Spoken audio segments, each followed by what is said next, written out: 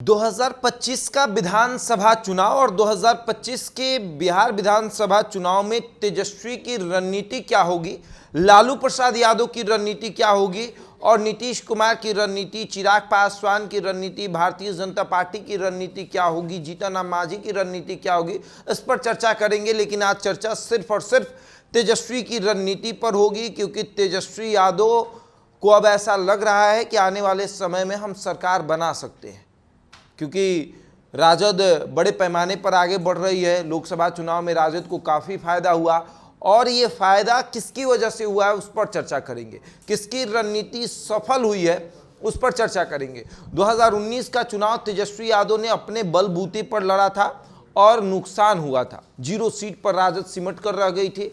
इस बार लालू प्रसाद यादव की रणनीति के तहत तेजस्वी यादव चुनावी मैदान में उतरे और राजद की 4 सीटों पर कब्जा जो है वो हो पाया। और उसके बाद सबसे बड़ी बात कि राजद वोट प्रतिशत में बेहतर प्रदर्शन कर पाई।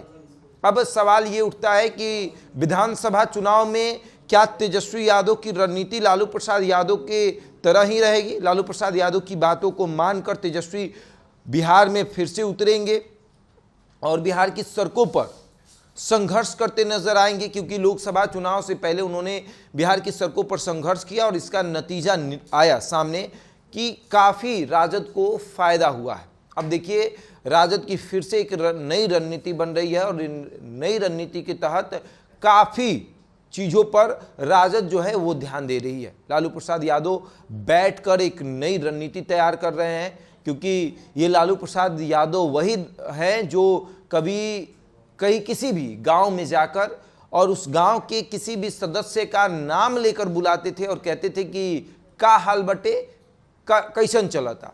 तो वो होता था कि वो गांव का वो सदस्य ये समझता था कि लालू यादव हमको पहचानते हैं और वो गांव वाले ये समझते थे कि चलो लालू यादव गांव में किसी को पहचानते हैं। तो ये एक रणनीति होती थी और उस पूरे गांव का वोट जो है वो राजद की तरफ जाता था।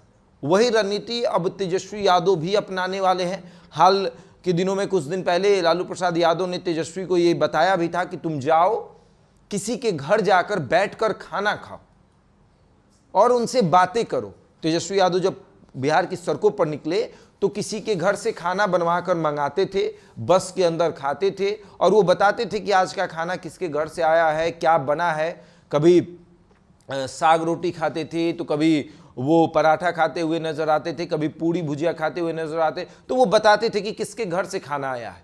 और ये लोगों से आपको कनेक्ट करता है। जब आप नेता होते हैं, जब आप तक कोई पहुंच नहीं पाता है और आप उन जनता के सामने पहुंच जाते हैं तो लोग आपसे कनेक्ट होते हैं और लोगों को लगता है कि नहीं, हमारे नेता हमको पहचानते हैं। उसके बाद वो भावनाएं जो हैं वो वोट में तब्दील हो जाती है और ये इस बार तेजस्वी यादव उन भावनाओं के साथ खेलने का प्रयास करेंगे कि किसी तरह लोगों से हम अट्रैक्ट हों, लोगों के पास जाएं, लोगों से कम्युनिकेट करें, उनके पास जाकर बैठें और उसके बाद जब उनके अंदर भावना जागेगी तो वो हमको वोट करेंगे और विधानसभा में काफ़ी फायदा होगा।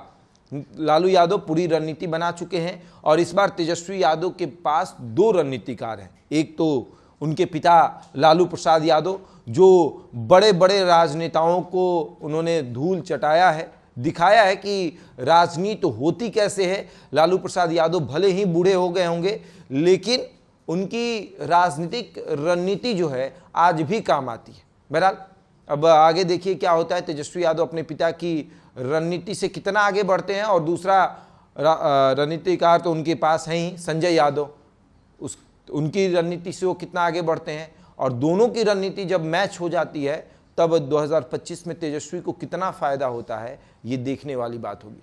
बहरहाल इस खबर में इतना ही। बने रहिए हमारे साथ और देखते रहे द इंडिया टॉप।